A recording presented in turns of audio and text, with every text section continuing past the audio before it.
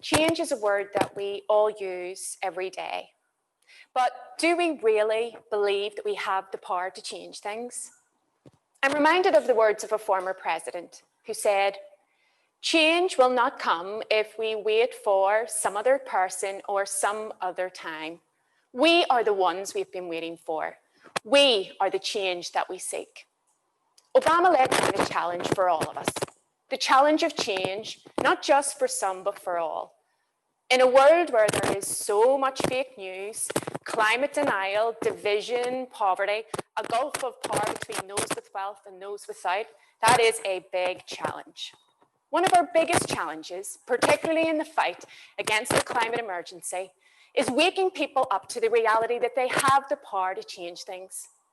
This is especially so when governments around the world, through their policies, and corporations through their practices, keep people in poverty, so that they spend all of their energy trying to survive, and they don't have the energy and strength to challenge the establishment. As one mummy said to me, who's raising her children alone in a tough area, "You talk about the climate crisis.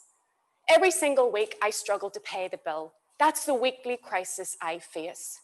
That's a stark reminder of the impact of social and economic inequality and the importance and urgency of addressing that as we address the climate emergency.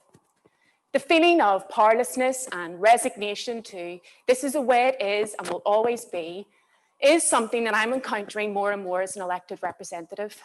But we, the people, have the power to change the course of history. In Northern Ireland, we know this. In 1998, People's Power culminated in the signing of a historic peace accord. It provided us with a new roadmap to a just and fairer society. And it was a people's achievement. It showed what we could do, the huge change citizens can bring about and can do again. And I believe we are on the cusp of change again. There is no doubt that climate change is the single biggest environmental crisis facing us today. And if we are to avoid the 1.5 degrees increase in temperature, then we need to act now. Meeting the net zero target of 2050 is too late. We all, most of us, we have to act now.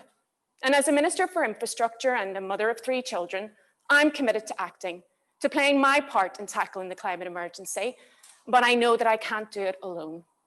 I see my job as working in partnership across government and with communities to put Northern Ireland on a sustainable footing, with transport as Northern Ireland's second highest contributor to greenhouse gas emissions. It means identifying opportunities to promote active travel and public transport, the electrification of transport, and the use of alternative fuels in the bus and freight industries.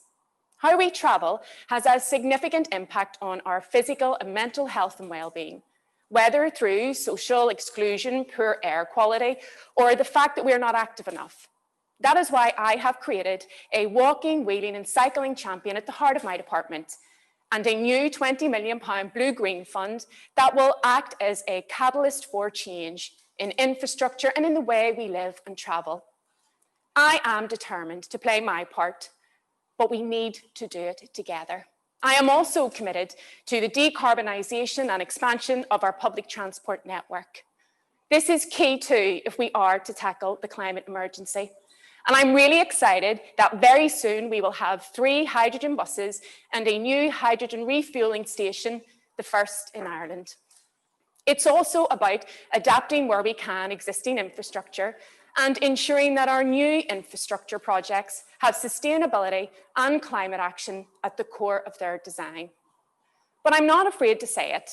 This is just the beginning, the start of our journey. We have a much longer path to travel, and time is not on our side. We have to come together. We have to do what we can to challenge the perceptions that climate change is something happening somewhere else to somebody else.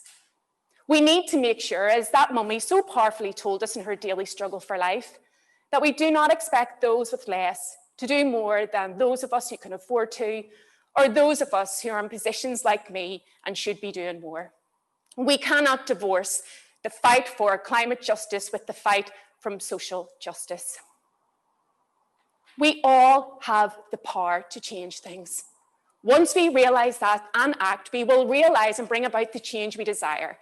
Whether you're a mummy making sure that your child has a reusable bottle going to school, or you're teaching your loved ones to cherish the environment, or you're like me, a government minister in a privileged position, if we work together and act, we will deliver the change we desire. We also cannot afford the fact that the COVID-19 pandemic has had a huge impact on our daily lives. The everyday restrictions, the uncertainty, the way that this virus is spreading is impacting on all of us. But it also presents a momentous opportunity. COVID has brought us to a fork in the road. We saw with less traffic on our roads, less pollution, more people being active, communities rallying together for the common good, we were given a glimpse of the way things can be. COVID has brought us to a fork in the road and we have a choice. We can go back to the path and do the things that we did before, or we can choose a new path and act as the responsible custodians of the planet that we are. I think of the words of Robert Frost. He said, 2 roads diverged in a wood, and I took the one less traveled by, and that has made all the difference. This is our big chance to make a difference. No one is powerless. Coming out of this darkness, we have a chance to seize this moment for change. I will seize it. Will you?